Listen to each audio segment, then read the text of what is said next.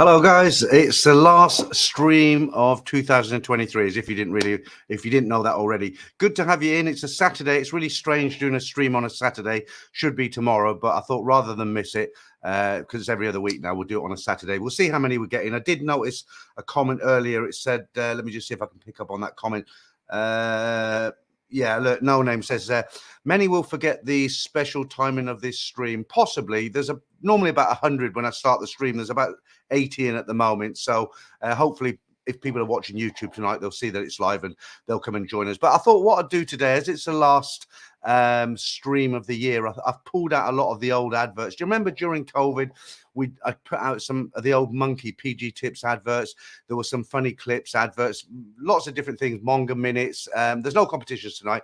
And I normally do all that in the members area now, but I've decided tonight, as it's the last stream of the year, I've dug out some of the best stuff. Do you remember the streaker? I've got him tonight, that very funny clip. The Korean lady telling Koreans how to ask for a Coke, and some various bits and pieces. Just looking through it now, I've got a few jokes tonight and a couple of things I haven't done before, and just various bits and pieces. So I want to try and make it a bit of a fun night tonight, something to enjoy. And of course, the best thing is you lot contributing to the stream tonight. So I'll start as I always do. I'll say hi to everybody. I'll just say a quick hi to somebody I haven't seen for a while, and that is Jeff Fried Rice, Yahoo. I rarely make it these days. Good morning, Pete from the USA. Yeah, good to see you, Jeff. I thought I'd upset you. Not really. But I do notice when regulars are not in. Let me just get the rates up for you today. So the rates pretty much up and down. It was pretty good a month or two ago, and it's taken a little bit of a dive, but I've looked today and it's come up slightly, so I'm not too worried. All my money's in Thai baht now anyway. I'll just say also quickly, I'll jump in and say hi to Bangkok Jimmy. Hi, I hope all is well. Thanks for your support recently. So what it is, I'll give you a little plug here, Bangkok Jimmy. I know your real name, of course. So I forgot the details, but Bangkok Jimmy's doing something for charity with cycling.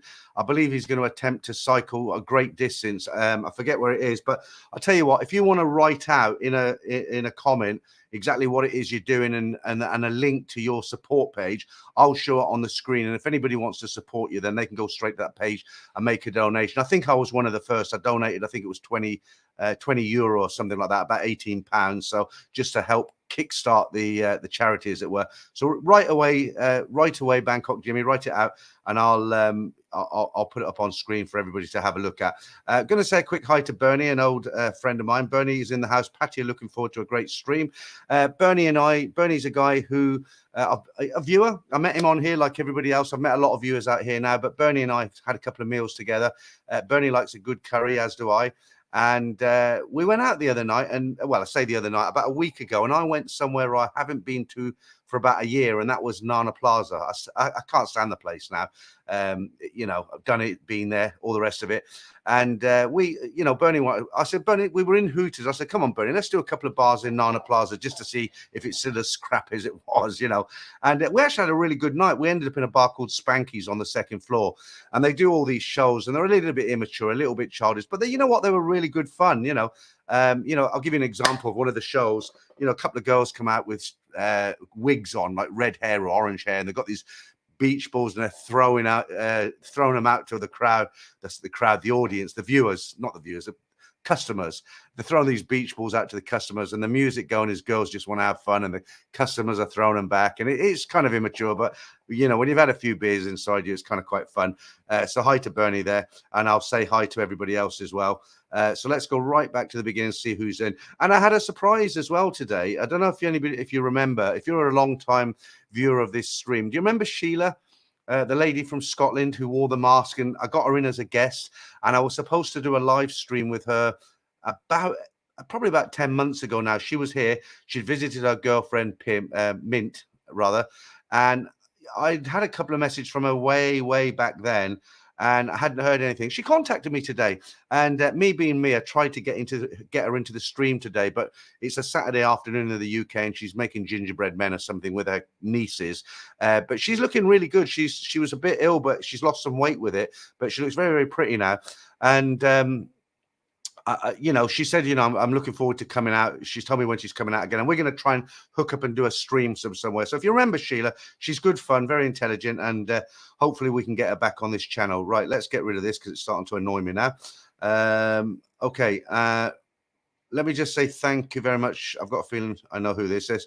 Joyce Roma, first of the night. Thank you very much. Happy New Year, Peter. Great video with Ed this week. Yeah, Ed's, I don't know if he's watching the stream now. If you are, Ed, how you doing? Ed's just moved out here. There's a lot of Americans moving out here at the moment. I don't know why. When I ask them, they say, well, it's crap in America. Well, it is in England, actually. But there's a lot of Americans moving out here full time. And Ed moved out and I helped him. Well, I didn't help him. I took him around to look at some apartments, or we went together. He found them, not me. And I took him over to the Honda shop where I bought my bike a year ago. And he bought one within 5 minutes of stepping into the shop. Very happy with it.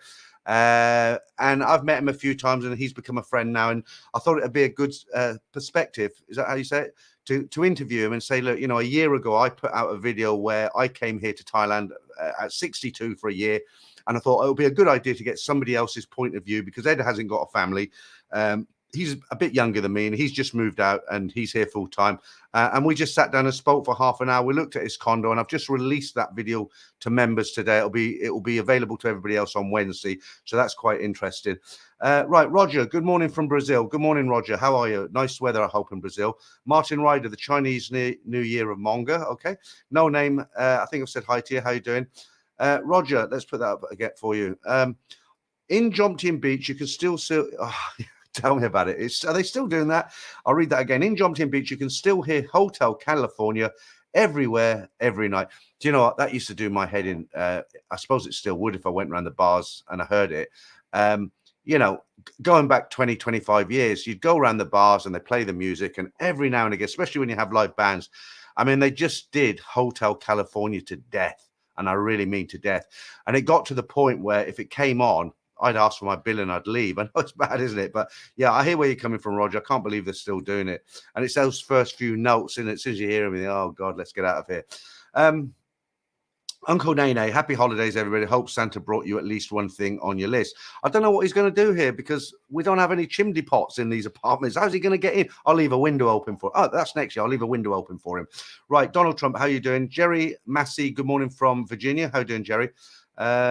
Just have a look. We got well over 100, 130. That's good.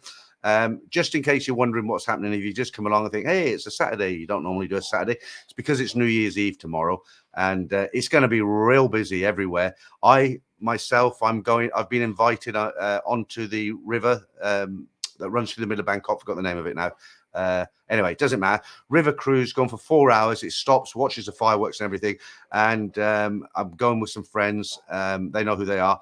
And I'm expecting there to be thousands of people down there tomorrow. The biggest worry is after it's all over, how do we get back into town? They've said they're going to keep the MRT and the BTS open until 2 a.m. They said it, whether or not it's another story. But, you know, the taxis, they'll laugh. Tomorrow night, you come out of there and you say, put the meter on. They're going to laugh at you and drive off. You're going to have to pay whatever they want to get back. Ty Billy Boy. Hello, Peter. Greetings, seasons to you. How you doing, Ty Billy Boy? Matteo, greetings from Pattaya. Happy and stuff. Always amazes me the amount of people who actually tune in. That's an old way of saying it. But from Pattaya, there seems to be I seem to have a bit of an audience down there in Pattaya. But then I do kind of understand it, because when you live in Pattaya, you don't go out partying every night. I lived in Pattaya for a while, and when you go there for 2 weeks, a 2-week millionaire, you know, and your pockets are full of cash, and you're going around the bars, and everybody's calling you a handsome man, you know, because you are really handsome. It's nothing to do with money, and you know, you've died and gone to heaven. But when you live in Pattaya, it's a different story. You kind of get fed up of it, but it's good. It's on your doorstep. You can use it. You know, you can go there when you want it. And I guess there are people who live in Pattaya who don't go out every night, and they just happen to watch my streams. Right. Guilty as charged, Mr. Bob Cheer. Mr. Bob Cheer. Okay, so Bob's a friend of mine. He also lives here, moved out from the UK, but he's gone back for a week in January.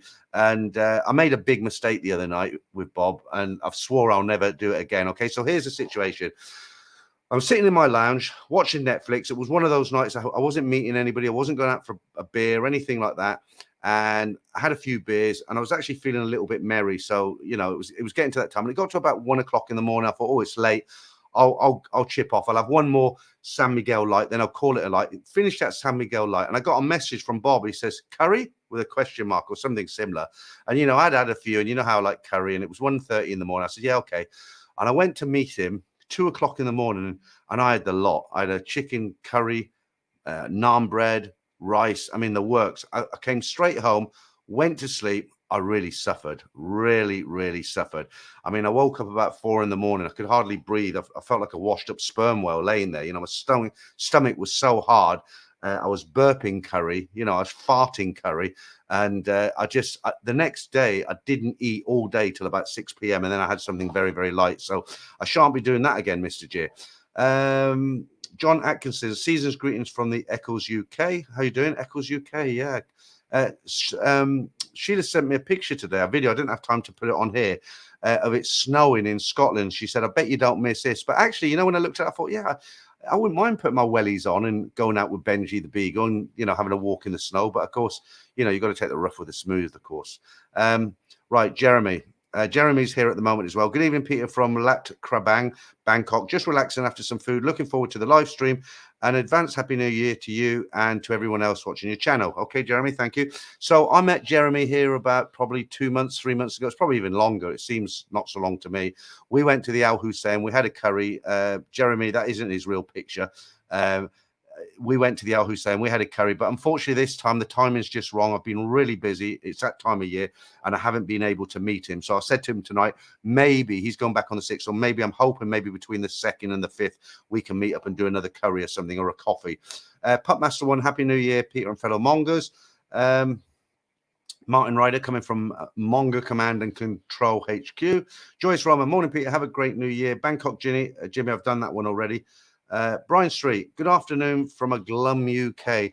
It should be a bit of happy spirit there tonight, Brian, or tomorrow night. Anyway, it's a new year. Franco, I'm glad you're in. At least I know I've got at least one moderator. I did contact Damon today, and he said he's working, so I don't think he's going to be around. He might be around in the member stream later on. Right, let me have a quick slurp on this. Very thirsty. Right. Okay. Jeremy, I still enjoy the intro music. Glad that you didn't cut it out. Yeah, I enjoy the intro music. It's quite a nice bit of music, isn't it? Don't quite get that, Jeff. You said, can we get more like Punch, that freaking thing? Can we get more like Punch, that freaking thing? Jeff, I don't know if it's, you know, sometimes the American English sayings are different. Like Ed said to me today, you know, you go to this car show, sometimes it's a horse and cart 10-minute slot. And I thought, horse and cart? What does that mean? He explained it to me. But yeah, maybe you could reword that. Let me just say thank you to Christian. Let me put that up there. Christian, 2 Leos coming your way. Cheers. I know it's not a Leo, it's a Nam, but cheers anyway. Thank you very much for that. Appreciate it. Okay. I hope you guys can hear me, because this boom mic I've got, I use this really nice Rode mic that a guy called Eric recommended. I used to wear the headset, do you remember? But it's quite far away. Mosquitoes or something flying around here. It's quite far away, but I'm hoping you can pick it up. I had the fashion police on me again today. Do you know, was it, if you look at, I released the stories today, as I do every Saturday, and I was wearing a grey t-shirt, which is quite a nice grey t-shirt. Actually, it's made of a material. It looks like nylon, but it's not nylon. It's very cool material. I don't mean cool as in, hey, I'm cool. I mean, it's cool as in temperature. And some guy left a comment. He said, do you really think a grey t-shirt is suitable for reading out the stories? And I thought, I just put my usual supply. Please go to the fashion police and complain to them. Right, Bob J. Have I read that one out, Bob? Hello, everyone from Bangkok. Certainly enjoyed his curry the other night. It was very late. Yeah, it was one of those cases where it was a good idea at the time. Right, let me just a bit of self-advertisement here. Just put that up there. Right. Okay, Sheila, I've just been speaking about you. I'm glad you're back on the scene, and you did say you'll be coming out here around March, April. So I really hope we can get together. Even though it must have been 2 years ago you were last on here, you know, people still ask about you. Have you seen Sheila? Where is Sheila? It will be good. It's good. I know you're busy, but good to have you in the stream. And I really do hope we can get together one day. Maybe we can make another video over online, but it's always in you're busy, more busy than me. So I'll leave the ball in your court. Hungry Bear. Let me get rid of that now. That's enough self-advertising. And we'll put that up there. Right, Hungry Bear. Hi, Peter. Can I ask what hotel your daughter stayed at while in Bangkok on their visit? What did they think of the hotel and would you recommend it? If you don't mind, I'm not going to actually tell you the exact hotel. I'll tell you where it was. It was in Soy 8. It was a medium-ranged hotel. It was a couple of $1,000 a night, 1,800, something like that. They really liked it. I put them into a twin room. It was what it was. I booked them in for 8 nights. They only stayed there for 4 nights because we stayed a couple of nights in Rayon, Koh Samet. We stayed a couple of nights in Hua Hin when we went to the animal sanctuary. That was great, the animal sanctuary. And so although I paid for 8 nights, they only stayed there for 4 nights, but I didn't want all the hassle of like having to pack, bring their bags over here, and then, you know, try to get back in there or try to work out the date. So I just paid 8 days. And it was reasonable. It was a nice hotel, not 5-star or anything, but yeah, they liked it. They liked it. Right, where are you? Matthew, another long-time viewer. How you doing, Matthew? Afternoon, Peter. Afternoon, Mongers. T-Money, Peter, Peter, you're looking thin. Good job. I'm not actually on a diet at the moment. I think it's just the routine you get into here because when you're in the UK and you're not working, you tend to kind of, I used to walk the dog, but not really. I didn't really put a lot of effort into it. Just, enjoyed the walks. I didn't go real, what do you call it? I wasn't doing a power walk or anything.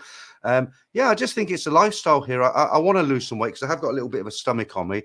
But I've got a fabulous pool on the roof and I try to swim every day. I do about 12 lengths. That doesn't sound much, but when I started, I could only do like 4 and I was tired. And it's very, very long pool, really long. And I started, I went from 4 to 6 to 8 to 10 to 12, and I've stopped at 12 because I've learned in the past when you keep pushing yourself, the next time I'll go from 12 to 14, and before I know it, I'm on 60 lengths, and I'll be sitting here and think, oh, I must go and exercise. And I think, God, 60 lengths, I just can't. You don't want to do it anymore. But if I keep it to 12, it takes me about 20 minutes. It's nice. I have a shower up there. I try not to eat at night, but sometimes that doesn't always work. I've cut down beer a lot. I bought I got a bicycle. I haven't rode it as much. The last 2 weeks, I think I went out once on it. It's just, it's just a time and when the church, when I can get into the park and stuff like that. But yeah, I mean, hopefully I've made a New Year's resolution. I won't tell you what it is in case I fail, but if it works, I'll tell you after it works, not before, in case it fails, if that makes sense. Darren Drew, good evening to you, sir. T-Money, yeah, read that. Someone's saying hello to you there, Sheila, no name. Okay. And Thomas Wynn, Happy New Year, Sawadi, P. Okay. JJ975, hi. Right. Okay. So there we go. Sheila's taking over the chat already. It only takes 2 minutes when she's in. That's good. Right, I'm going to go and have a cup of tea. Leave Sheila to it. It'd be great to have her on the stream. Remember when I used to do them with Ed live and we used to have a blast and, I'll do another one with Sheila. She's got a nice sense of humor. Right. Pup Master. I finally sold my house, so looking forward to buying you a curry in Bangkok. A curry. And I would say no to a curry. Jim, how you doing, my man? Alfreda Jim, evening, Peter and all. I believe Jim's in the Philippines. I must go and visit him one day. Jim's going to hold my hand when I'm in the Philippines. Good to see you in the stream, Jim. Looking forward to the next time you come over. Richard Woolley, hi, Peter, from a bloody cold northwest Florida, is it? Right, Jeff Fried Rice, thanks for the shout out, Peter. Well, happy New Year and everything. Yeah, no problem, Jeff. Good to see you in the stream again. Mr. Superstar, greetings, Peter, and viewers from Soy Arab. Right, before we go any further, I'm going to carry on reading these. Have you heard the story of the week? If you're one of those people who, and I've got a video for you, if you're one of those people who you watch the Tiger and TNT and all these, you might very well have seen this. Now, what the backstory is on this, let me just make sure I've got the video. Right, and I've got a bit of a story on it here. Let me just grab it all out. Get the right one, not that one. Yeah, this one. Right. So if you haven't seen it, what it is, there's a lot of Indian tour groups come. They're not coming from anywhere else in the world except India, and they come in groups. So what it is, their company pays for a trip. So say they work for a computer business, they'll say, right, okay, if you hit targets, we'll pay for a trip, a hotel, all your food will be included. You can choose a destination within a couple of hours or whatever. And for that reason, a lot of them like to come to Thailand. But unfortunately, what happens, they do tend to walk around in big groups, large groups, up to 12 people at a time. And I don't know if it's a monetary constraint that they don't spend in the bars and stuff like that, but they tend to wander around. And sometimes, like us, English and the Western people, they're not as well behaved as they should be. Like some of us aren't. But there was a recent incident where I don't know exactly what the incident was, but a fight broke out between Thais and Indian nationals on the beach road. And you'll see there's a Thai guy with a ladle smashing into somebody. There's a Thai girl who's like Jackie Chan's an impersonator of Jackie Chan. She comes in. There's a girl in the background screaming blue bloody murder, and you're like, will you shut up? It's a fight. And I'll just read you the backstory. You might have seen it already, but it's quite I'll probably get demonetized because of this. So if I do, I do. And if hey ho, it's the last one of the year and I want it to be a good one. So the backstory said that the title is Pattaya Beach Brawl Erupts Between Indian Tourists and Thai Locals. A viral video has been shared online, and I got this article from the Tiger, by the way. I got to give them a credit, but not the video. The video has been shared online, shows the brawl involving sticks, belts, bottles, and even ladies causing pandemonium and traffic mayhem. Sounds good, doesn't it? Something to look forward to. The 1 minute footage spreading like wildfire across social media unveils a harrowing scene as Thai and Indian tourists clashed furiously on the beach road, paying no heed to the onlookers and joggers attempting their morning exercise. I don't know about the morning exercise. It looks like it's at night. The brawl ended up from a seemingly innocent circle of Thai locals enjoying drinks, catching the eye of a group of foreign tourists, many of Indian origin, crossing the road. The confrontation swiftly escalated into physical altercations, the Thai and Indian women at the forefront. The dispute spiraled out of control as more individuals from both sides joined the fray, transforming the tranquil street into a battlefield of chaos. Sorry, let's get the video up.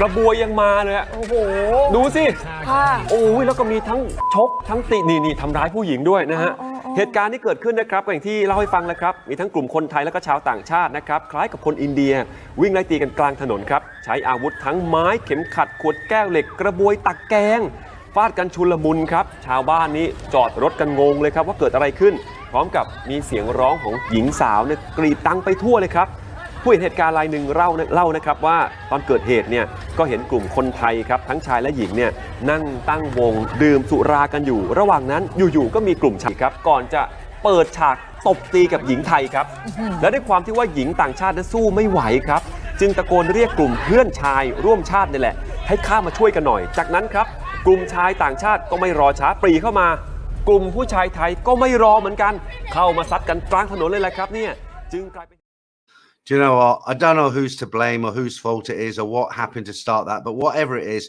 you can't come to Thailand and start beating up the Thais, even if you're in the right, and especially with a big piece of 2x2 wood whacking some girl. It's just not done. So there you go, another day in paradise, as I say. I've got quite a few bits and pieces for you to look at tonight. We're up to 150 now. I'm hoping we get some more people in. It's unscheduled normally, isn't it? Normally Saturday night. Let's start. Let me carry on saying hi to everybody. Right. And if you've got any comments on that video, please drop them in and we can talk about it a little bit. No racism, though, please. As I said, it's, you see fights with Russians, you see fights with English, you see also, it just so happened this particular group were Indians from India, right? Not overseas Indians. Right, Roger, I'm going out for lunch. It's lunchtime here in Brazil. Enjoy your lunch, Roger. Soy TV Thailand, UK to Singapore, 1994 for me. Ryder, Happy New Year. Good stuff. Pupmaster 1, Singapore is not affordable. I haven't been there for years, but even when I was there in the 90s, it was very expensive. I used to run a nightclub in a building called Top 10 in Orchard Towers on Orchard Road. I was only there for a short time, about 6 months in between hotel contracts. Didn't really like it that much. Quite mild and wet in Toronto, says no name. Okay, I'll put that up because I don't know how to pronounce that name. Jeremy, it was all over a year ago that we had that curry young man. Was that a year ago already, Jeremy? I mean, I've just my first visa, I got 1 year and 3 months, and I've just renewed my visa for another year, and that was kind of like 3 weeks ago. So yeah, time seems to go so quick. And the older you get, I don't know, when you were young and you woke up on a Sunday in the old days and there was nothing on TV, a Sunday was like a week. Nowadays, a week is like a Sunday. Right, Parky, great curry hell story, yeah. No name Dutch, you from John's stream. Don't know what that's about. Franco Thailand bound. It means press like button. Okay, yeah. I mean, guys, yeah, press the like button if you're enjoying the stream. It doesn't cost you anything. I had a guy last week, or the last streamer did. He told me off. He actually wrote to me. He said, "I've never heard somebody ask so many times for his audience to press the like button. Enough is enough." I just answered and said, "Well, you have now. You know, there's always something new, isn't there?" Thai Billy Boy, sound is perfect as in picture. Thank you very much. Great mic. Fast broadband, everything sorted out, good camera, but unfortunately the software I use, it cost me about $100, $120 a year, but it only allows me up to 720 pixels. I think that's what it is. If I pay $450 a year, which is basically 4 times the price, it will let me go up to 1080. I don't want to pay that much because I think this quality picture is good enough. And not everybody's got high-speed broadband, although most people have these days, haven't they? Dutch Buddha, how you doing? Thomas Wynn, the best thing about Thailand, it's cheap, local fruits and veggies. Yeah, not the bars anymore, I'm afraid, not the bars. Chris Card, how you doing in the house? Good to see another moderator. Shane Old Traveller, how you doing, Shane? Haven't seen you for a while. Thai food will slim you. Yeah, I do. The other thing I've tried to do, Shane, is cut out the carbohydrates. You know, you have good days, bad days. Some days, like when I went out at 1:30 and ate the curry with rice and bread, obviously that was a bad day, but you know, I've been out for a few Thai meals, and instead of having rice and a meat dish, I'll have a meat dish, you know, like a chicken pepper sauce and a mixed vegetables. So I've missed out the you know, all the carbohydrates. So I'm trying to get into that more and more. I don't think you have to go on to a calorie controlled diet, you know, because that's where people fall down. Do you remember? It must be a good 2 years ago now. I lost 23 kilos and I made a video how to lose 23 kilos. I did it the wrong way. I mean, I basically starved myself. I put it all back on and some more, actually. I think if you know, make it a lifestyle change, that's better than going on a diet. And that's what I'm trying to do now. And I can notice, although I'm still a bit, you know, podgy, I can notice if you look back on some of my older streams, you know, it was much more, you know, filled here. But the problem is when you lose the weight, you start to see all the lines and stuff coming, you know, maybe get one of those face jobs. Not really. Right. Dutch Buddha, no name. How cool, man. That's great for you. Hope you have a great holiday. Walking in my shoes. Got to see you, Peter. Okay. What does that mean? You want to meet me? I'm here. Stephen Hilliard will have a happy new year. Yep.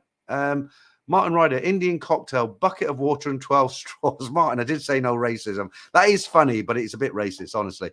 Right, it's not just, you know. Right, no name. Martin and some are sharing the straws.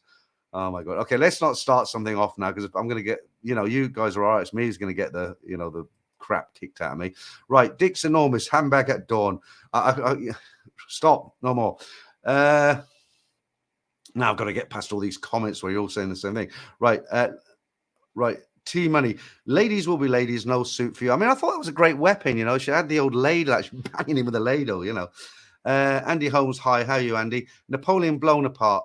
Where are we? Hi, Pete, hope you're doing well. Yeah, very, very well. Martin Ryder, negotiating at 12's up. I can stop. Jay Choi, it is Singapore work, only up in all expensive. Yeah. When I was in Singapore, they said you can't get a girlfriend unless you got the five C's. I can remember 4 of them. So you had to have the 5 C's before a Singaporean girl would look at you even.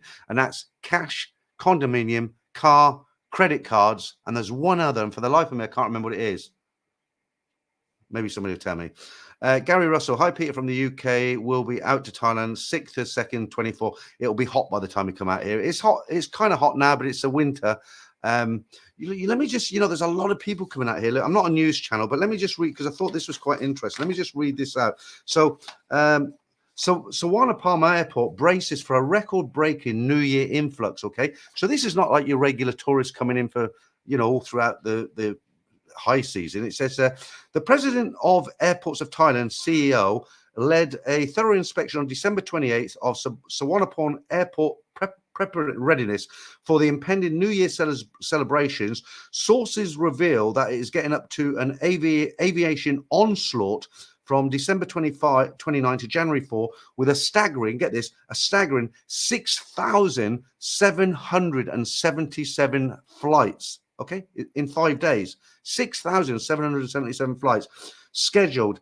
The sky-high number includes a whopping 5,069 international flights and 1,708 domestic flights, marking a 16.76 surge compared to the previous year, the same period. All these people are saying it's dead, Patty is dead, there's nobody coming here. You tell me. Shane, being overloaded. Okay, get you. I get you. Shit, work, too much work. Gary Russell. Hi, Peter from the. Right. Okay, we read that. URL Droid Superbot. You need a software for making videos. No, absolutely disagree with that. I don't know if you mean that or not, but I actually do. From now and again, I do look at other YouTube channels just to kind of. I never want to copy anybody. There are some who have copied me with a story format, right down to the key, right down. I won't name them. But I don't like to copy other people. But you said that you need software for making videos. I think that's wrong. Because I've seen guys who read out stories, but what they do, they've got kind of an AI, and it looks like a real person, but it's robotic. It's talking, and it's very, very good. But I think you need you need a real person to basically express. The person's taken the trouble to write in the story. You need somebody, a real person, to actually express the story and give some comments at the end. You might not agree with them comments. Okay, I'll read a story out and then I'll give you my opinion. Like I've always said, opinions are like backsides. Everybody's got one, but at least I do give an opinion, and you can come back and say, Peter, you're wrong. You don't know what you're talking about, or absolutely agree. When it's a bot, an AI bit of software, you can't do that. You probably can now, because there's probably AI that lets you.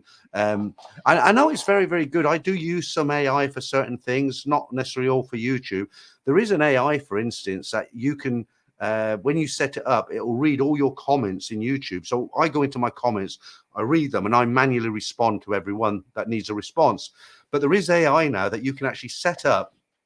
And what it'll do, it'll go into your YouTube. You give it permission to go into the back end, and it'll read a comment. And from the content of that comment, it can work out an appropriate answer, and it'll write the answer like a human's writing it. It's quite sophisticated stuff. I don't always find that stuff easy because of my age. I'm self-taught, and I don't learn easy, looking at videos and stuff. So I haven't done anything yet. And you know what? I kind of quite like answering the comments.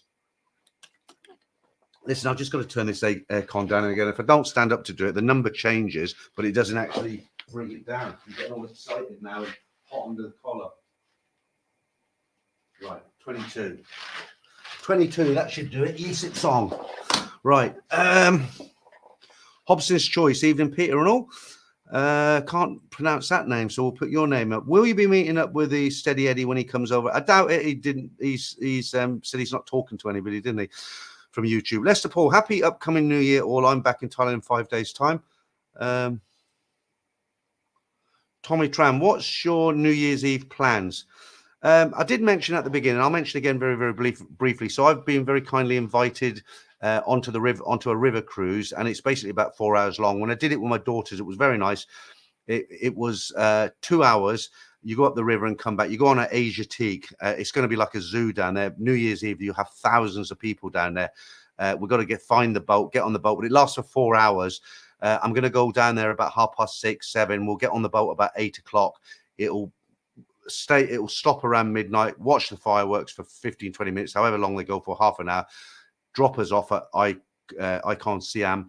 And then we'll have to make our way back. Getting back, I'm kind of not worried, but I'm a little bit kind of concerned and thinking, well, there's going to be thousands of people coming out there. How am I going to get back? They've said they'll leave the ATM open, not ATM, of course, the BTS, open until on the Gold Line. There's one stop, that automated small train. So hopefully, if not, I'm just going to have to walk for 15 minutes. Hopefully, find a taxi somewhere.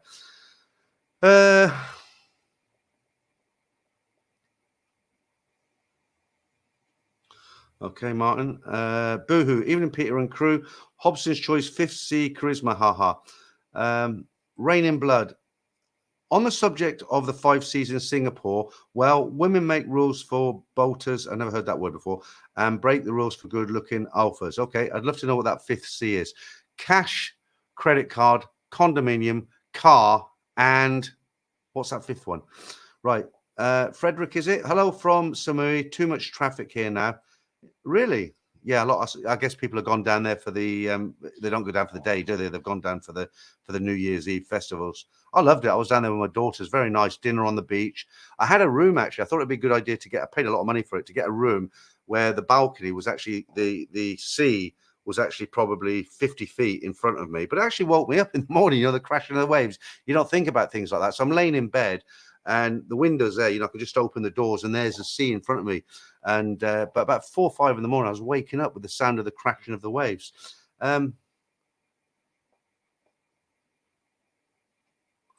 Yeah, okay, I'll do that for you. I did that at the beginning. I'll do that again there, in case you've come in late there. Okay.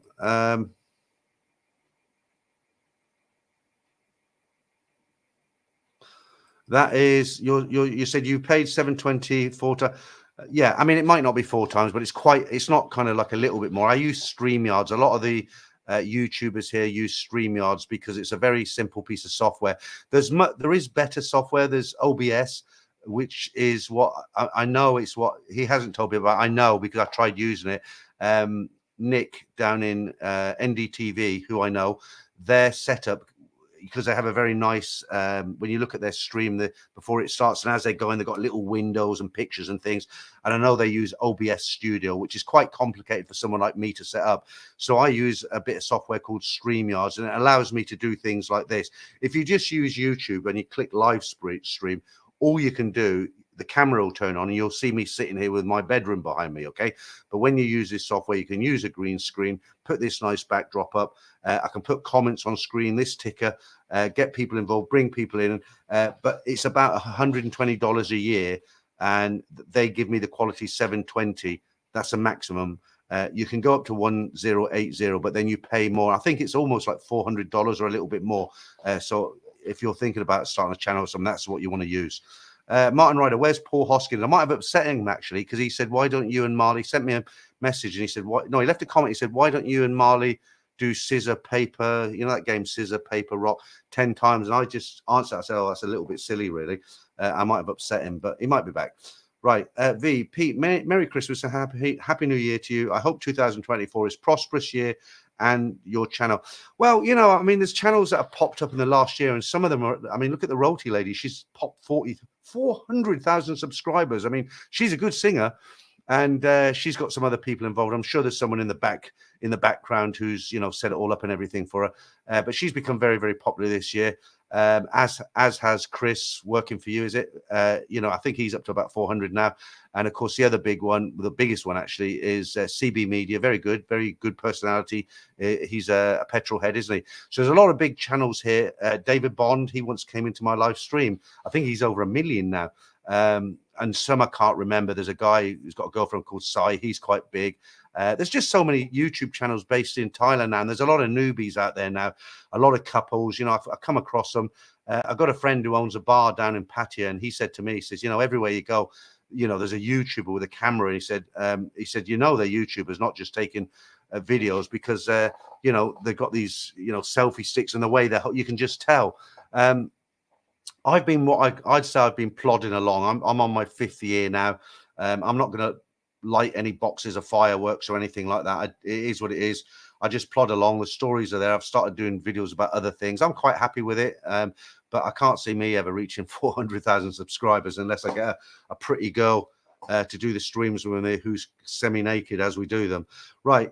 Thomas Wynn, Richard, cheers, mate. Can't go wrong with Eddie Murphy and Chris Rock when it comes to, yeah, okay. Yeah, I like both of them myself. Eddie Murphy, the one he did years ago in the leather suit, Raw. That still watch it today. Very, very funny. Franco, Bobby Gray, you need to refresh the stream. Okay, don't know what that's about. Thomas Wynn, I met Richard Woolley. Okay, so I know you're from Jay Choi. I know you're from Singapore. So it's cash, car, condominium,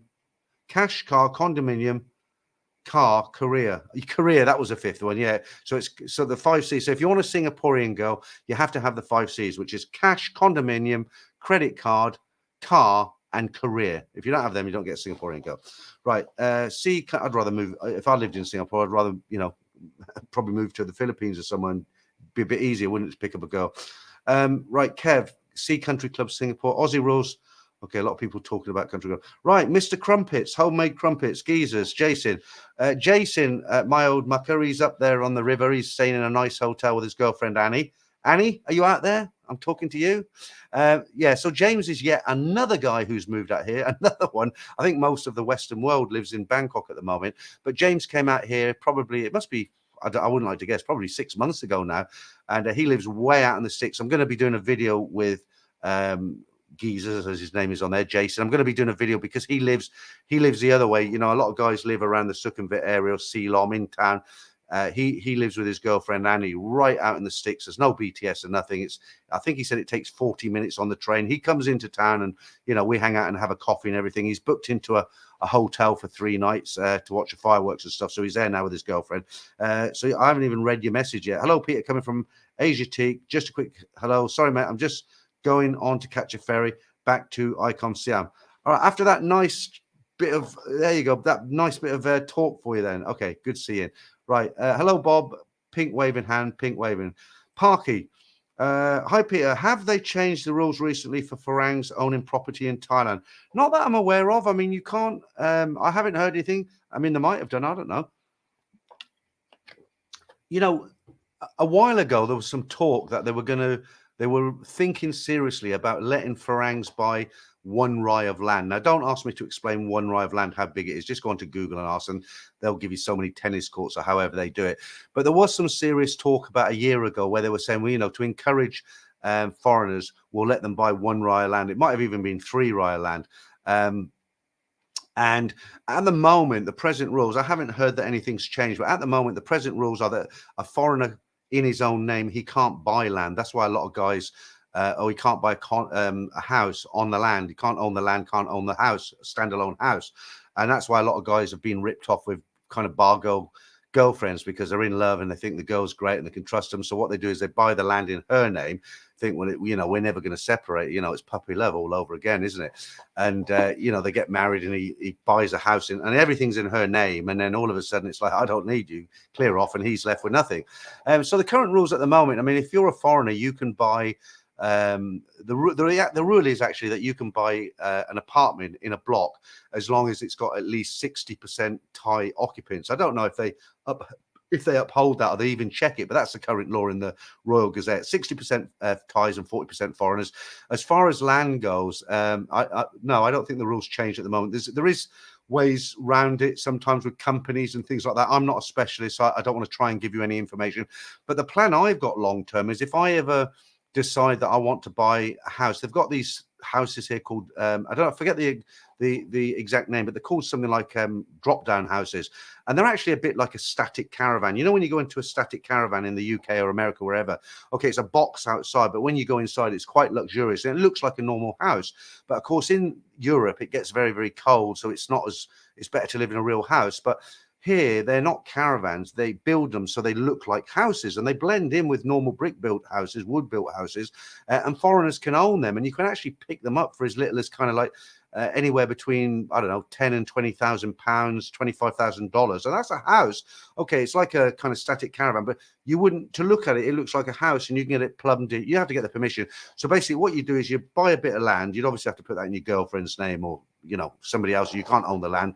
You put up one of these houses, which cost anywhere between sort of 10, 20, 25,000.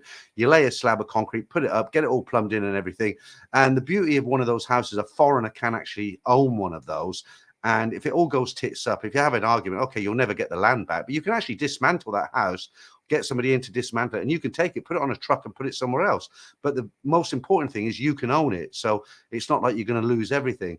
And the beauty of that, of course, is Thailand never, ever gets cold like it does in Europe. So, you know, and they don't disintegrate over a long period of time, you know, as long as you maintain them, however they're maintained, you know, you fit them out inside with, like any other house. You've got your cable TV and your plumbing and your gas bottle. Most of the houses here use the big bottles, big red gas bottles.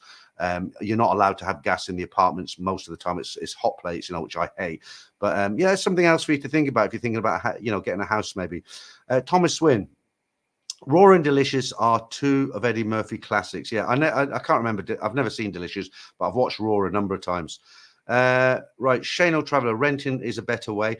Yeah, it is. You know, I mean, renting, you can move around, it's cheap. But if you're an old guy and you're on a pension, you've got limited savings, and you know for sure you're not going anywhere, and you know you want to move to a quiet area somewhere like, let's just say the outskirts of Chatham, and you don't even want to pay rent. You buy one of these houses, you own, you know, and everything's paid for. All you got to worry about is your food and your medical and all the rest of it. It's another option. You know, I rent at the moment. I'm paying 20,000 baht a month for my apartment, but I know it's going to go up a little bit next year.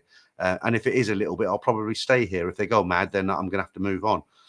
Michael Ward, Buzzin just put out a video on opening a bank account, not as good as your video. Okay, so I've actually put out 2 videos about opening a bank account. So one of the questions that used to get asked to me a lot is, if you're a tourist, can you open a bank account?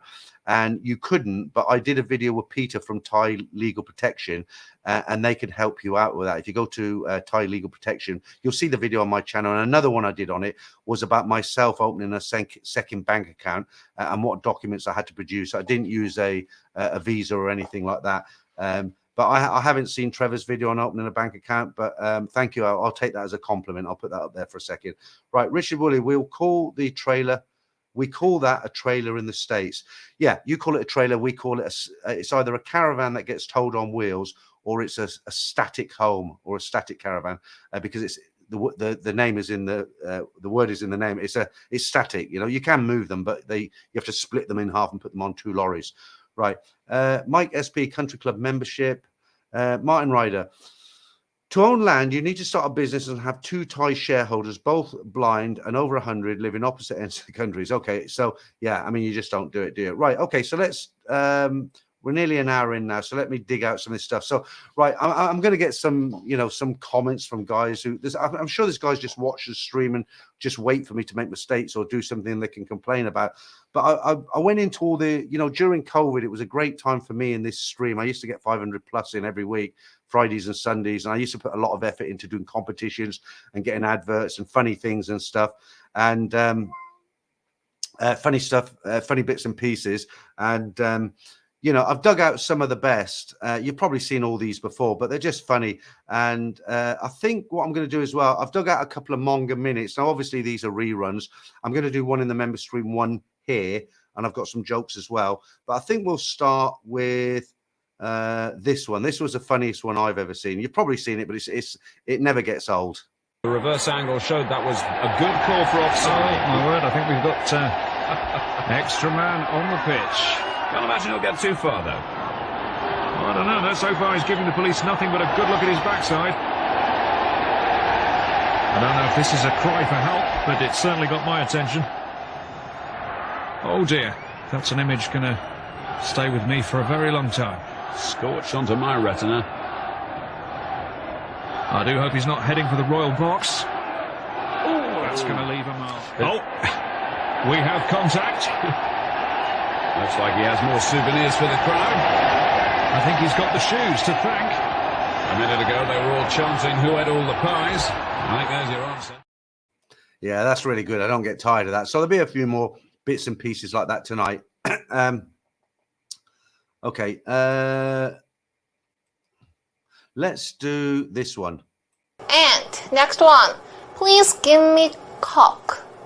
Cock. It's cock actually, right? Do you have cock? Please give me cock. Oh, please give me cock. I want a cock.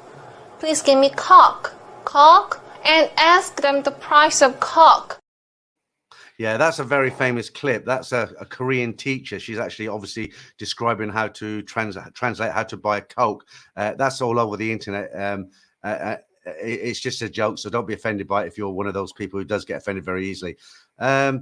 Right, Richard Woolley, that's funny. Yeah, that's great, that one. So let me go back to another story. Have you heard of this island called Koh Tao? It's got a reputation of, a lot of foreigners disappearing there.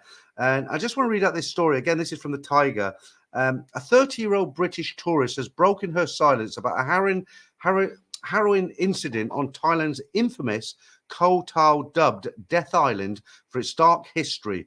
The tourist named, and I'm sure I'll get this name wrong, but it's Mari Kao, something like that, was dragged, raped, and abandoned in the middle of nowhere.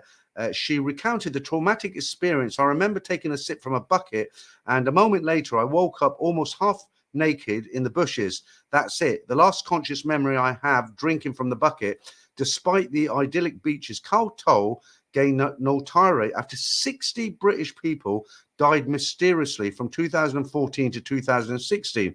Famous families of victims have coined the chilling Munkia Death Island Monrejik, I can't pronounce it, ordeal unfolded in 2014, the same year as the infamous murders of British tourists Hannah Weatheridge and David Miller. So I found that quite interesting.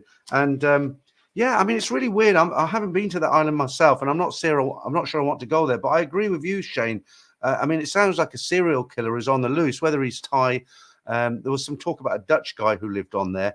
And yeah, I mean, that's not normal, is it? I mean, you don't hear of sort of murders or people disappearing on other islands, but it happens quite a lot on this island. Right, okay. So I haven't heard anybody talk about the price of airline tickets recently because this is high season. And I was wondering, because obviously I don't travel at the moment, I was kind of wondering what's happening with air tickets. Are they going up? Have they stabilized? Are they the same? Let's have a look. Parky, you're okay. Richard Woolley, that's funny.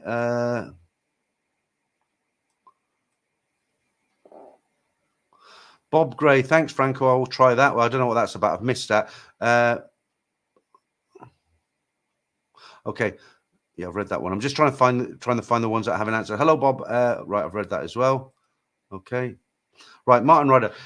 China Air is the cheapest, around 560. Is that direct, Martin? I flew China Air a couple of times in the 90s. I'm not a big fan of them. I remember when they went off the end of the runway at Hong Kong.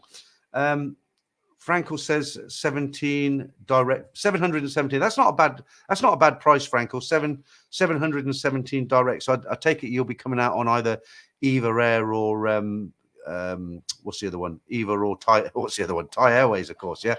Right. Let me just say thank you very much to A. Then very, very, very generous of you. A. Then appreciate that. Happy New Year, Peter, and all. That will get a nice dinner somewhere. So very generous. Thank you. Bulldog Barton. Okay, so I don't know what you're trying to say there. It's a very undescriptive, a smiley face. Right, Sheila. Ridiculously high from what I was looking at last year. I'd say they're up 35% at least.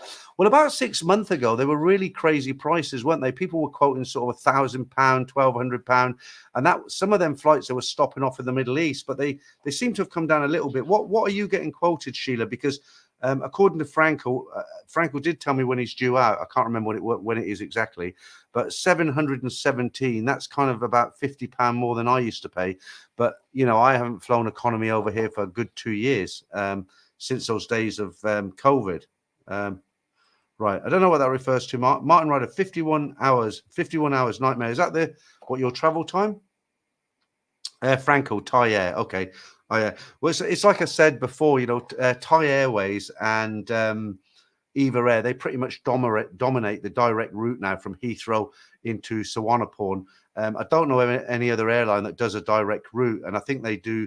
Each one of those airlines do at least 3 flights a week. Let me just, I don't know why I'm really hot today. Let me just turn this aircon down a bit more.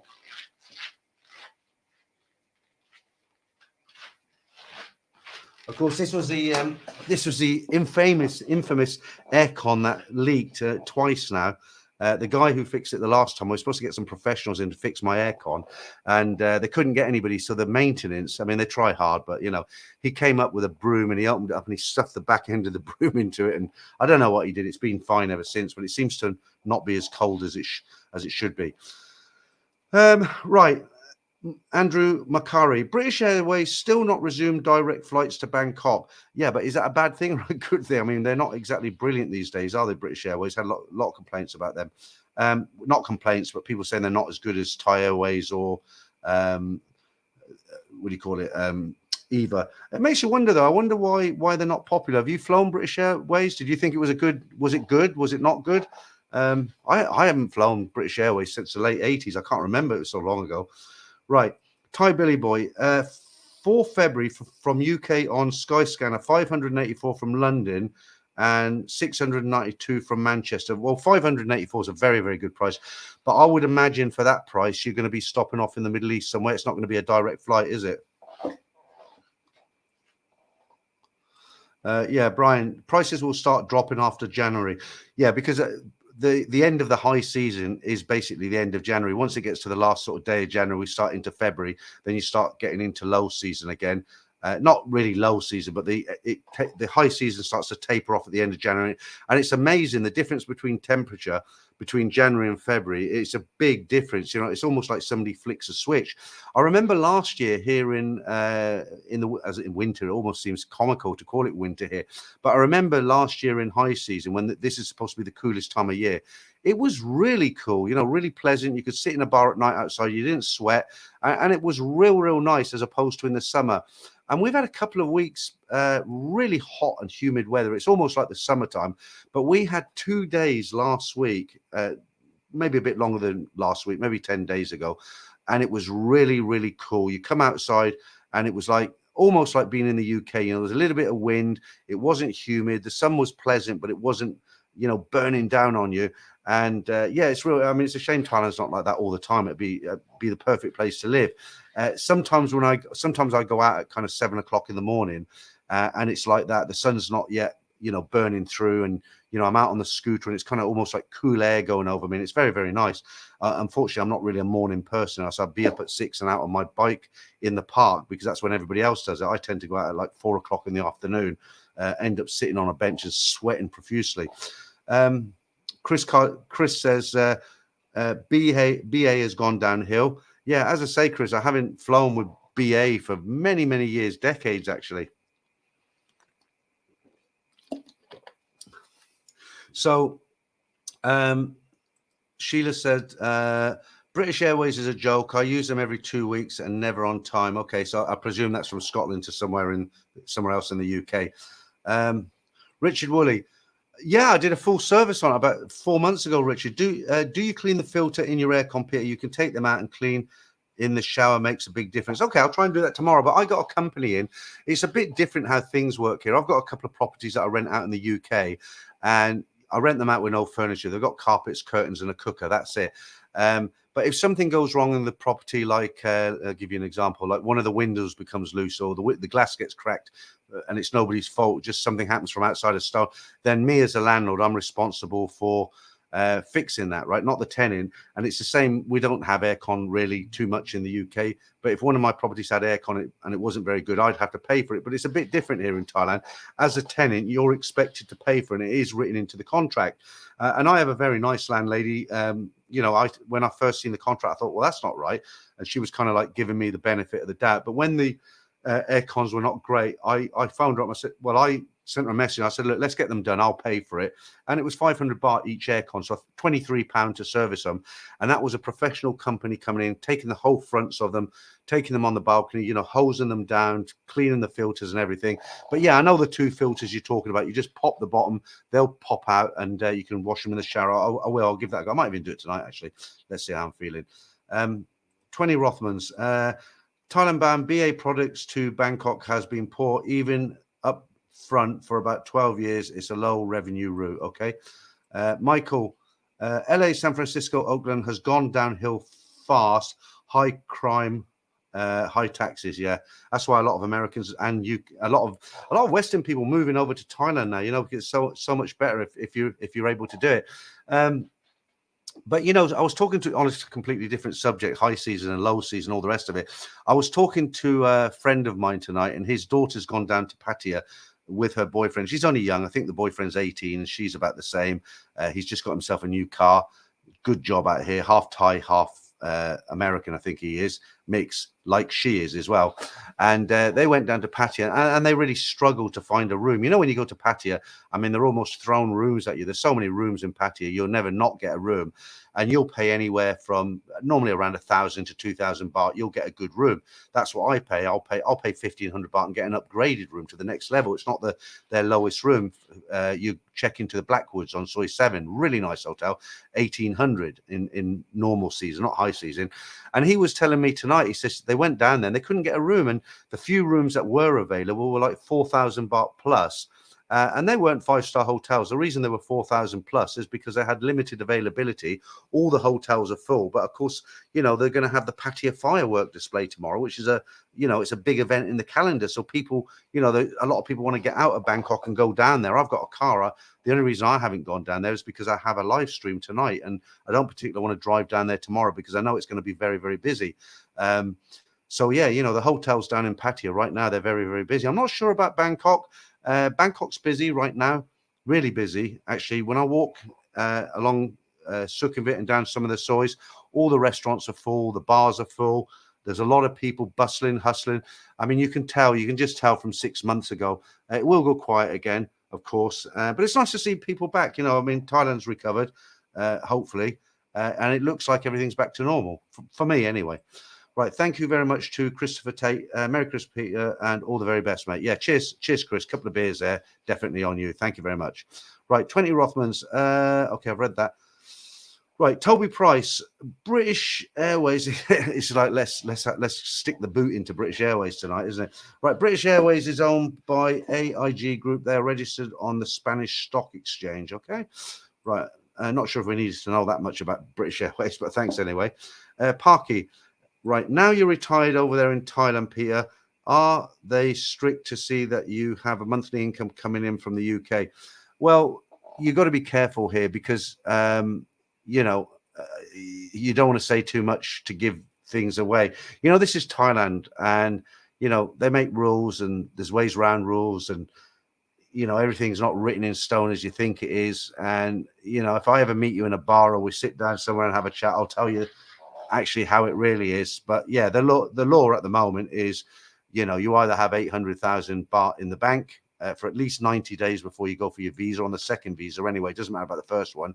And or you have an income of 65,000 baht a month coming in. Not now they're actually talking about increasing that to 1 million baht. So you and I don't know what the monthly figure is, but it's you're going to have $1 million. It's not in stone yet. Nothing's been written, but they're just talking about it at the moment. But the suggested figure was 1 million baht because that rule of 800,000 baht was actually they came up with that like 25 years ago. So it's ready for a revamp. So 1 million baht, maybe I don't know. Maybe they'll put it up to 75,000 a month. Who knows?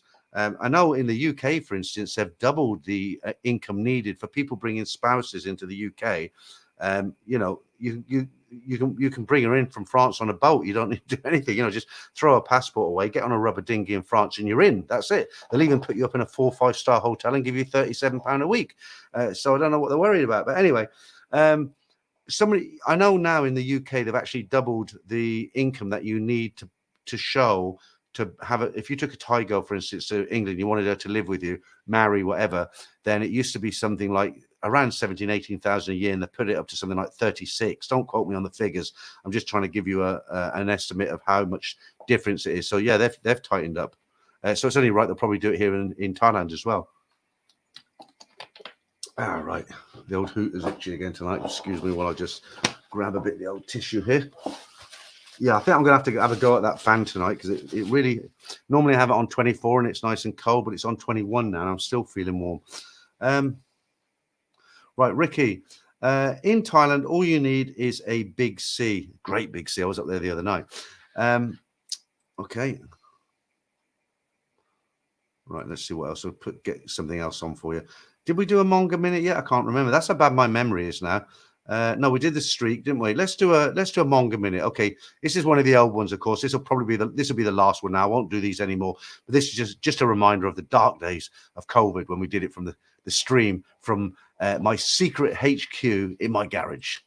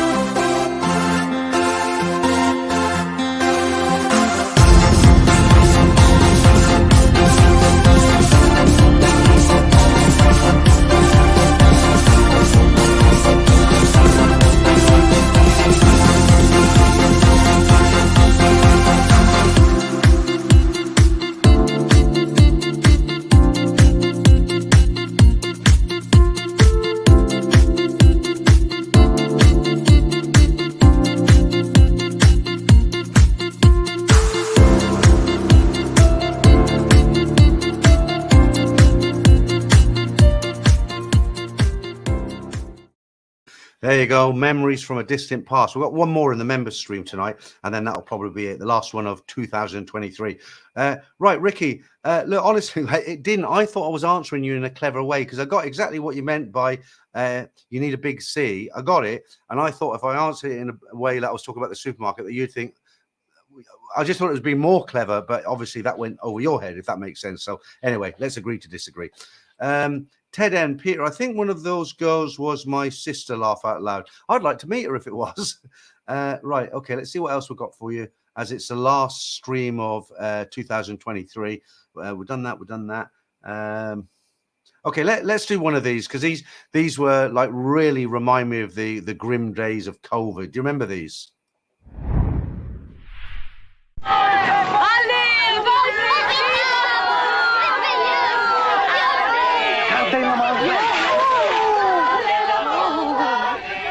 Comment ça va? Avez-vous une copa? Ah oui, chérie, le premier thé anglais. J'aime votre apéritif, monsieur. Can you ride under me? Get in the hang of it. Mind the banisters, son. Oh, I can't hold it, Dad. Don't worry, son. I shifted more pianos than you've had hot dinners. Cream, Mr. Shifter. Like refreshment. Oh, thank you most kindly, madam. One way of shifting it. Dad, do you know the piano's on my foot? You hum it, son. I'll play it.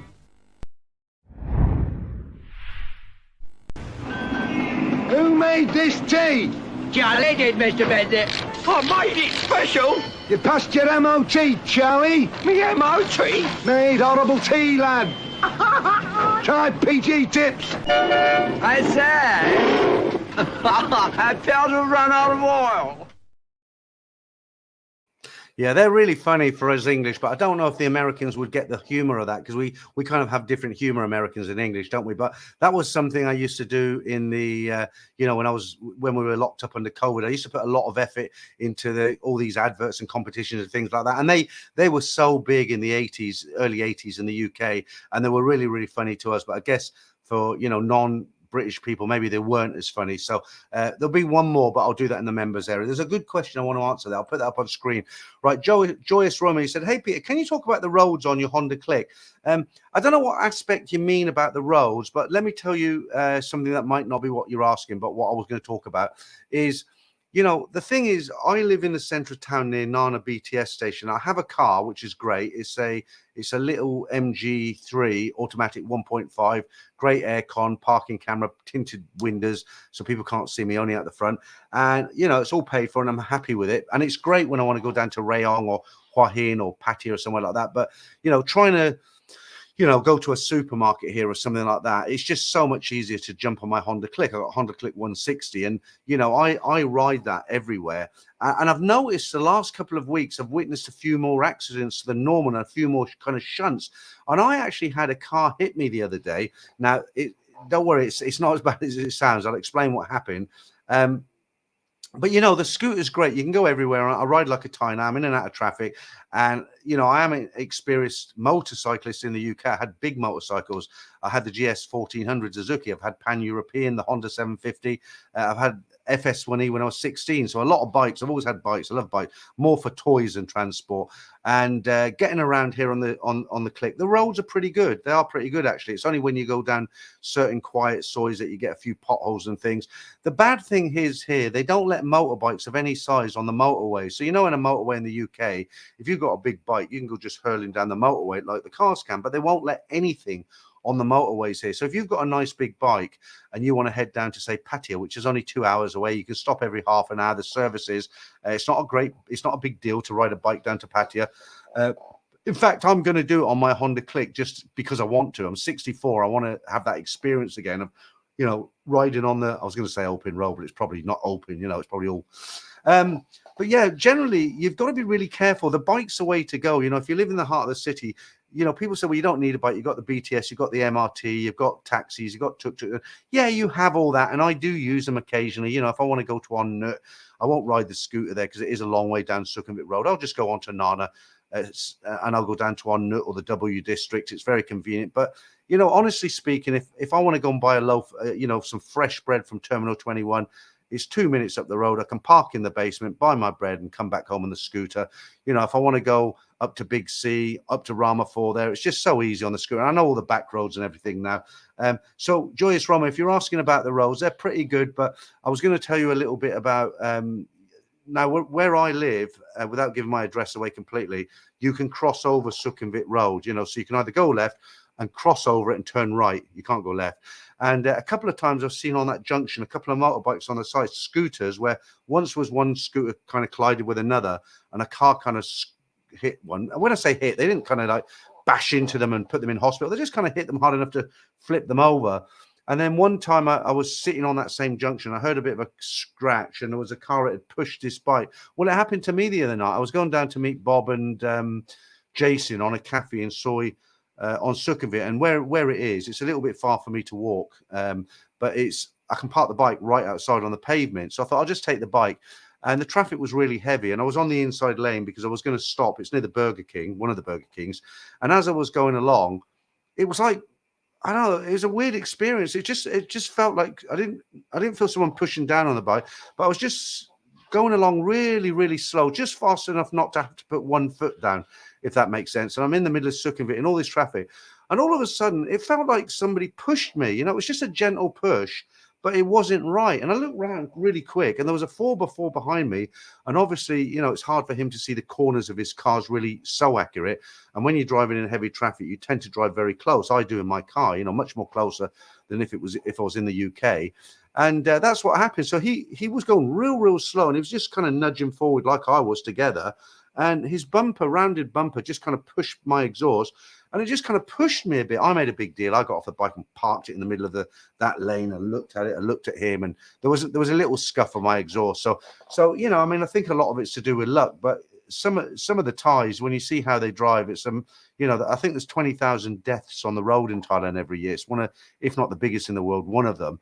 And it's not all motorbikes by a long shot. There's a lot of drinking and driving here. You know, I don't like driving at night.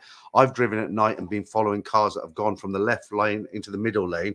Then they stay in the middle lane for a while. Then they kind of move over again, but they're in the on the white line, you know, so you can tell they're either texting or they're drunk. And I just pull right back. So I try not to drive at night.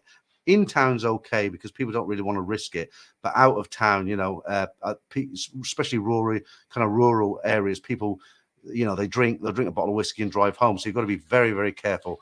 Right. Hi, Steve. You're watching the football today.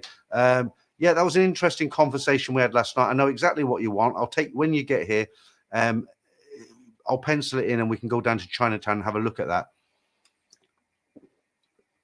And it's a good idea what you're suggesting, by the way. That's why I did it. Okay, Michael says, the Americans are running away from high taxes and high crime. LA, San Francisco, Oakland especially. I think everywhere in Europe. In England, we've got our own problems. It's not all about, there is crime, but it's all about housing and giving housing to people who shouldn't really have it. You know, our own population, you know, we've got veterans sleeping on the street, and we've got these asylum seekers coming across on boats, ripping their passports up, and they're getting put up in 4- and 5-star hotels. It's getting to the point now where people in England are just sick to death of it, really sick to death. I don't live there anymore, but I look at it, it makes me angry. You know, my daughters have got no chance of getting on the housing ladder, no chance whatsoever, not from a government viewpoint anyway. And these, you know, I'm not, you know, I mean, I know this in certain cases, you know, people do need help. Of course they do. But I just feel at the moment, especially in the UK, a lot of people, they're migrants for financial reasons. They're not running away from war-torn countries. And the biggest thing that gave that away was there were reports that a lot of asylum seekers that have come to the UK, they've gone back home to their own countries for Christmas holidays. So if it's so dangerous in their countries, it's war-torn or they can't live there, how can they go back to visit family during Christmas? It just doesn't make sense. And it does make me angry. I don't want to preach or harp on or go on or, you know, sound like a Karen, as it were, or a Kevin. But at the end of the day, that's one reason why I wouldn't want to go back, because I just get sick of it. You know, I look what's gone on around about it. It was a brilliant country. England used to be so good. You know, I grew up in the 70s as a young boy into the early 80s, and it was a fabulous country, you know, really proud to be British. But now, you know, unfortunately, I just feel people around the world are laughing at us because we just let people do what they want. They let everybody come in, they put them up in these hotels, give them money. Yet veterans who are psychologically damaged, maybe they need help, they're just quite happy to let them sleep on the street. It's terrible, absolutely terrible. Don't even get me on there. You know, and that's not just going on in the UK, that's going on all over Europe. And I've watched quite a few documentaries on YouTube recently where a lot of countries in Europe are starting now to kind of put up a red flag and say, you know, enough is enough. You know, these people they're basically exploiting our hospitality. You know, we've welcomed them in with open hands. Germany, over 1 million people. You know, Poland's got the right idea in my mind. Poland has just said, look, you know, we're not letting anybody in. I'm not going to tell you why. You can look it up on YouTube. They've got their own reasons. But yeah, I'm all for it. You know, charity begins at home. You know, we got pensioners dying because they can't switch the heating on. We've got vets sleeping on the street. People, youngsters now, they leave school, they can't get a house. I remember my mother telling me in 1956 when she moved to Northamptonshire, she went for a council house with my father then. It's 56, and the council officers basically gave them they just went there and they filled out a form, and then the council just the officers gave them 3 sets of keys with addresses and said, just pick which one you want. They went back and said, well, we didn't like any of them. We didn't like the locations. And they gave them another 3 keys. Can you imagine that now? Right. Okay. That's my preaching done for tonight. But it does make me angry, actually. Thank you, Chris. You said, I'm a member of your channel and Trevor at Buzzin, my favorite YouTube channels. Okay, thank you. Well, I'm being a bit of a Karen tonight. I'm moaning a lot, but, you know, it does make my blood boil a little bit. Right, easy company. Peter, your T-shirt is clashing with the background. Fix it. Yeah, God. I tell you what, I've had the fashion police on me. But I do get a lot of guys joke. One guy wrote in and he said, even though I can't see your socks, they're doing my head in because I imagine they're orange. Can you please change them? But some people are really serious about it. You know, I don't like your shirt or I don't like whatever. URL Droid Superbot, 2-wheelers are fun till nothing happens. But in India, every 2-wheeler user has had some injury or accident. Yeah, and I would definitely say when you come here, make sure you're fully licensed and insured and everything, because like you say, and I totally agree with it, everything is good until it goes wrong. So you can come here, they'll let you ride a bike without a license. You're whizzing around patio. You haven't got the person who hires a bike to you, they should have it insured and they should have it taxed, and most of the time they have, because they have to by law. But if you come here and you show them a passport, but you haven't got a license to ride a motorbike or a scooter, you know, or an international license, and God forbid you were to run over a little Thai kid or, you know, maim somebody or something like that, you're going to enter a world of hell. You know, at least if you're legal and it's an accident, then you can plead your case. But you imagine you're having fun in patio, you have a beer, you come flying out of a soy, and you run something over or somebody. You know, it's just not worth it. It's not worth it. I have my car license. I've got my motorcycle license here in Thailand. Insurance, fully comp on the car, fully comp on the bike, tax on both vehicles. If something happens to me, as far as me hurting somebody else or damaging somebody else's property, then I'm not worried. But God forbid that should happen. I didn't have any documentation. I've done it in the past. When I was younger, I used to go down to patio and, you know, I had a very cavalier attitude. It was like, hey, you know, I'm here to enjoy myself. I'm not going to have an accident. I'm used to bikes and everything. And I was lucky. I never had any accidents. But, you know, you just got to be really careful. Chris, not all asylum seekers are destroying their passports, as some are flying out for holidays. Yeah, absolutely. Richard Woolley, it's all part of the New World Order. Same in Canada. Well, I watched an article. I was looking at an article before I started the stream today. In America, they had something like 8,000 people heading towards the border. You know, I mean, it's a whole world. You know, you can't move the whole population of the world into the West. It's just not going to work, is it? Rizzo, thank you. I'll put that up there. I'm not after brownie points, just telling you how I feel. Yours travels. I don't believe any of them have gone back for Christmas, as they don't even celebrate Christmas. I just think it's racist channels bringing it up. Probably a handful have gone back. Well, you know, Steve, I'm certainly not racist. I had a Korean wife. You know, I spent all my time in Asia, but I don't agree with that. No, I think a lot of them do go back for Christmas, not because it's a religious holiday. It's just a time of year where people get together. And I'm not going to take this any further because I don't want it to blow into a big kind of racist argument here. I just told you what I feel about it. That was my opinion. Like I say, opinions are like backsides. Everyone's got one. I've given you mine now. You might not agree with it. That's fine. Okay. But I don't want to sort of turn it into a big discussion. Right. Martin Ryder. Okay, you're talking to someone else. Begging landlords to rent their houses to the dinghy drivers offering lewd. Okay, so I'll start something off now. I'll read the comments out, but just to see what everybody else thinks about it. I'll read the comments out, but I won't give any opinions or say anything else on the matter. Right.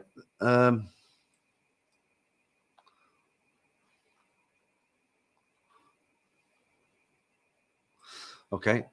Right. Tony from Italy. Hi, Peter. I would like to tell my experience of my relationship in Thailand that is quite unusual. Where can I write to? Okay. Well, you can just send it to me by email. There's my email address. You can go back and pause it. Very simple there. And yeah, just write it out on a Word document and attach it and send it to me. And when I get it, I'll write back to you. I'll let you know when I've got it. And I always write to people and let them know when I'm going to read out the story, actually, when I'm going to read it. Yeah. Andrew Makari, is it a friend, hotel manager of mine, has said recently to me regarding our friends on the boats arriving from France, saying, how big will our garden be? Okay. Here we go. A member of the fashion police. The North Face cap is clearly fake. If you're talking about mine, absolutely. Do you think I'm going to pay 1,200 baht for a North Face hat? I paid 200 baht on Sukhumvit Road for a fake North Face hat. They want North Face hat. They wanted 250 baht. I got them down to 200 baht. I love the cap to bits. And yes, you're right. Well spotted. And if you got a problem with it, just send me a real one. Okay. Right. Andrew. Okay. We've read that out. Let me put yours up there, Chris. You're saying Circle are outbidding private renters and chasing shortages and higher rents. Okay, I didn't know they were involved. Okay, right. Me and Steve's off on one now. No, not calling you racist, laugh out loud. The racist news channels. Yeah, I know. But the way I described it is like I'm racist, right? Not you. I mean me, because I'm telling you how I feel. And it does sound like I'm racist. And it's not about that, Steve. Honestly, what it is with me, I'm a big believer in take care of your own first, okay? Charity begins at home. That has meaning to it, right? So we're an island nation. I'm still British. I haven't changed my nationality. We're an island nation. We've always been a very open and generous country to immigrants. Second World War, a lot of people come in. Jamaica in the 50s. I know they worked and everything. So we've always had kind of open arms and we've welcomed people. And a lot of people have integrated. We have a lot of all races. I'm not going to start naming races.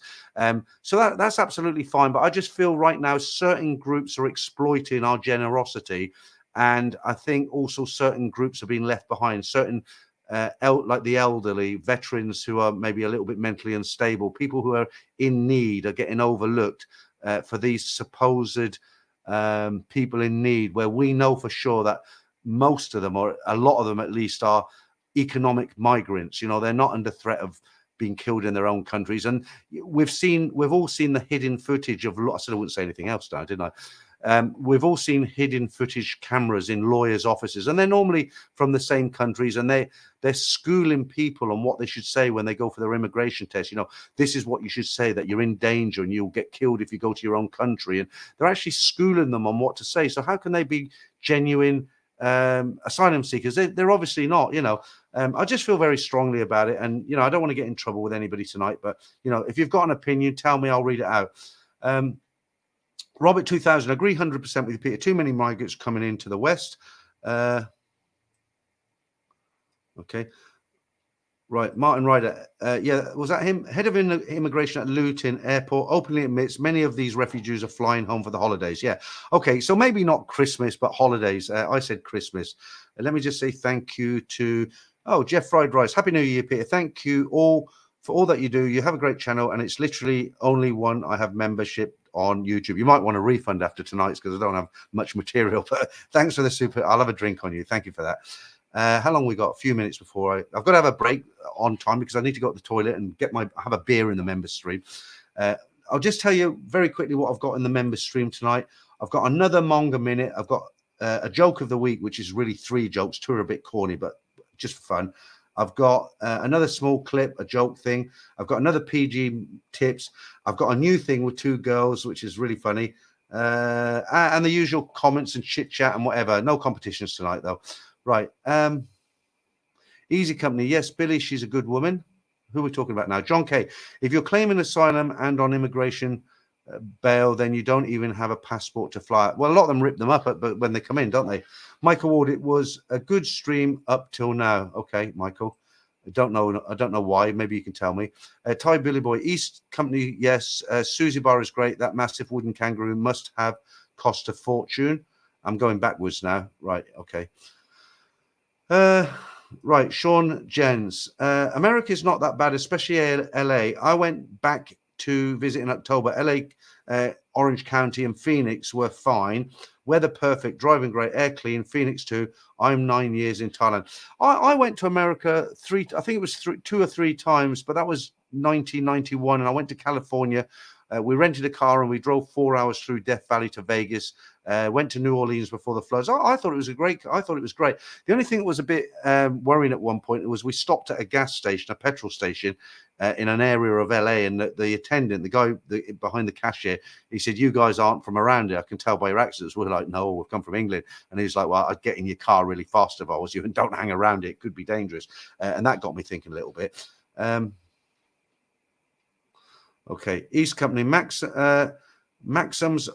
on the end of Soy 7/1. Good hotel, 1,300 per night. Rather good. Okay. Shane will travel, enjoy. Okay, right. We're just about there, guys. I'm going to have to call it a night. I hope I haven't upset anybody with my asylum talk. Like I said, I was just giving a personal view from what I think. I'm allowed to have a personal view like everybody else does, right? Okay. Have we got any more? We'll do 1 or 2 more, then I'll call it a night. Timothy, LA is awful. Orange County is nice. If you're worth 20 million, there's a mosquito. There's a mosquito. He keeps teasing me and flying by, but I haven't been able to catch him. Timothy, okay, I read that. Karam Frang from the jungle. We're in a bit late, but I'll read your comment. Evening, Peter. Evening, all. I'm gonna be done now, Karim, I think it is. But I'll be back in 50 minutes. Charles Saunders, happy season, everyone. Toby Price, the UK government should be taking care of veterans. Why are they allowing people who fought in their country to sleep on the street? Nothing to do with the boats. Yeah. Okay. And with that, we'll leave it. I'll say good night to you guys. I hope you can come back and join me in 50 minutes. There'll be no more talk of asylum seekers. We'll try and make it a fun stream. For everybody else, thanks for joining me tonight. Thanks for all the guys who give me a super chat. Very, very generous as always. And the moderators, thank you to you guys too. And I hope to see you in about 15 minutes time.